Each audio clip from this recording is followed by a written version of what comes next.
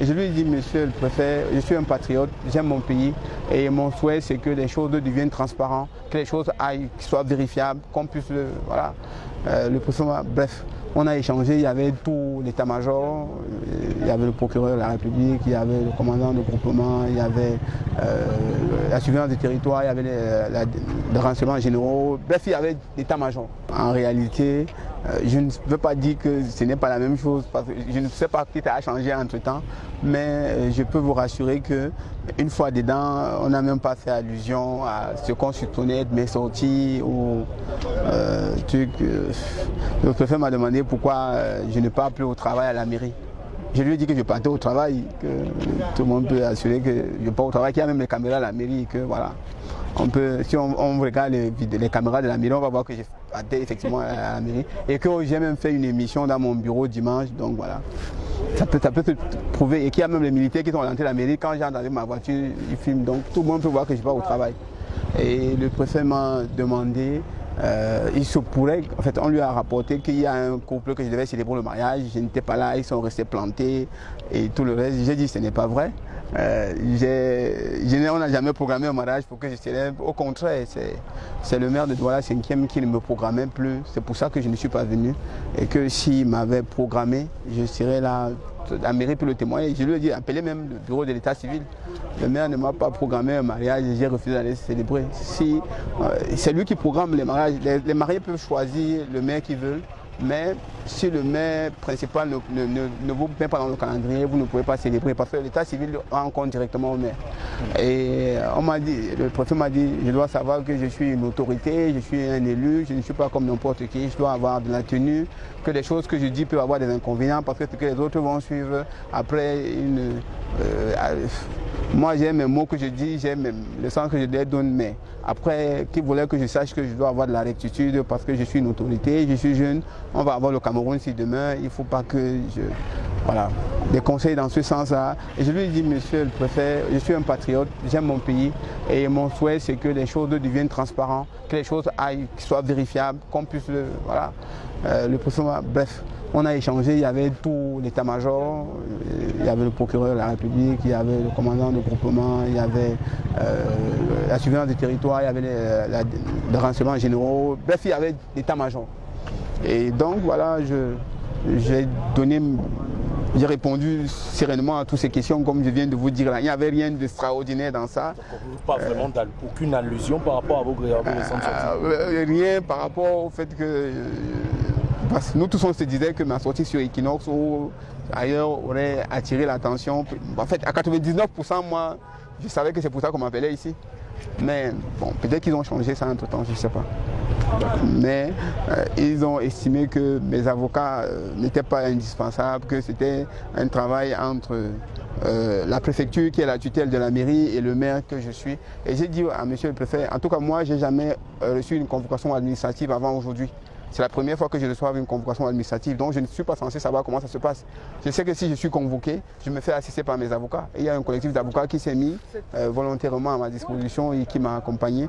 Donc je n'avais pas à dire que les gens qui veulent se rassurer que mes droits sont protégés, qui n'ont pas à venir avec moi. Il dit non, monsieur le maire, vous êtes mon collègue, on a souvent, pas mon collègue, il a utilisé mon collaborateur, je ne sais pas trop. On travaille ensemble. On a nos institutions, donc on doit collaborer et vous savez que j'ai souvent présidé les conseils municipaux, on a eu des échanges. Je lui dis effectivement, je suis venu plusieurs fois à la préfecture parce que par un message porté, vous m'avez invité, par plusieurs raisons, mais vous ne m'avez jamais adressé une convocation administrative. Entre-temps, j'ai eu un malaise, bon, je peux sauter ça, ce n'est pas... J'ai eu un malaise, vous savez, je m'attendais tellement à quelque chose de trop important, de trop grand. Bon, je suis sorti, il y a je crois le responsable, le surveillant du territoire, quelqu'un qui m'a accompagné aux toilettes, on est sorti. Je suis allé vomir, voilà, on m'a donné 2 petites bouteilles d'eau, je me suis rincé et voilà. Je suis revenu et c'était convivial, c'était le préfet qui s'adressait au maire. Ce n'était pas une convocation normale du préfet au maire. Sinon toutes ces personnes chargées de la sécurité étaient là pourquoi? Question.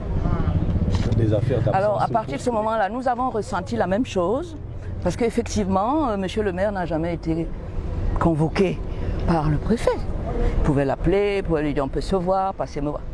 Pas de problème. C'est lui qui a fait en sorte qu'on éveille nos soupçons parce que nous connaissons les méthodes traditionnelles de fonctionnement de notre administration par rapport aux administrés. Nous savons qu'ils n'ont que la force à opposer et nous connaissons le contexte de l'après 12 octobre 2025. Alors, ce monsieur le maire s'est prononcé, comme tout le monde, sur le fait que c'est Issa Chiroma qui avait gagné les élections. Et tout ça, ça pouvait lui coûter la liberté. Hein. Ça a coûté la liberté à beaucoup de gens. Tout simplement parce qu'on a dit que Issa a gagné. Donc c'est pour ça qu'on a été... Vous avez pris les devants? Oui, on a été obligé de prendre un certain nombre de mesures préventives en l'accompagnant ici. Et le préfet, je ne sais pas ce qui s'est passé, mais il est venu le chercher dans la salle d'attente. On a dit qu'on n'avait pas besoin de nous, encore qu'on n'est pas là pour qu'on ait besoin de nous. On est là parce que vous avez convoqué un client. Que vous avez le pouvoir de le mettre en garde à vue administrative pendant 15 jours, en violation flagrante de ses droits fondamentaux. C'est pour ça qu'on est là. Parce qu'on vous connaît. Vous savez, le président Issa Chiroma est le seul président élu au monde qui se retrouve en exil. Et le président qui a perdu, qui était candidat, est au palais, là où il doit être. Et il a encore tous les leviers du commandement dans ses mains. Tout ce qu'il fait, c'est essayer d'organiser la chasse aux sorcières pour qu'il ne revienne pas. Donc le président Issa Chiroma est en cavale, quelque part. Le président élu du Cameroun est quelque part. Et il va falloir qu'il sache que désormais, le Cameroun, la direction du Cameroun est là où il est. Et on attend qu'il commence à agir comme un président. Parce que c'est là où il est qu'il y a la présidence. Voilà. Mais bien évidemment, les risques de le reconvoquer sont vraiment élevés. Les risques sont très élevés. Mais nous pensons que notre présence a dû apporter quelques inquiétudes à ceux qui le convoquaient. Et c'est justement pour ça que l'objet de la convocation a été détourné.